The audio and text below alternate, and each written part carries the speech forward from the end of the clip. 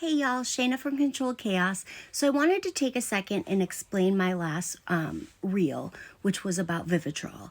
So this one is really special to my heart, and that is because anybody who knows me knows that I learned about recovery and grew my recovery in the 12 steps primarily.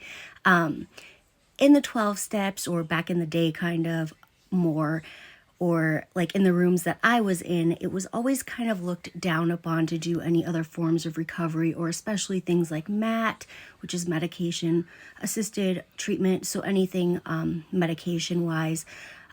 Even though Vivitrol isn't necessarily medicated, or it doesn't affect you the same way that other things do, such as Suboxone or methadone, and I am not against those either. I think that if they work for you, that is amazing, and if that's what gets you sober, that is amazing.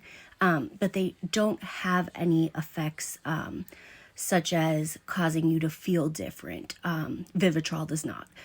So even though that is the case, I always had trouble with, I had never even tried to take medication until about 3.5 years ago. I tried the pill and it didn't really work, didn't really keep up with it, that type of thing. And then I moved on to the Vivitrol shot through my doctor. So the Vivitrol shot was actually the thing that basically saved my life. Like, had I not gotten that, I probably would have continued the same cycle for the rest of my life. And I was going on 2 decades of hard alcoholism. Like, I'm talking bad alcoholism. So I just want to put it out there for people who have not been successful trying to quit alcohol or even opioids. That is something that you can use to assist you. And it's something that's not always talked about. And it's something that I have even felt super nervous to share. So here I am sharing it. And I just want you to know that if you're using MAT, or you're using harm reduction, or you're using, some kind of faith-based system, you're not using AA, maybe you're not even considering yourself an alcoholic, but you know that you need to not be drinking because it's not working for your lifestyle.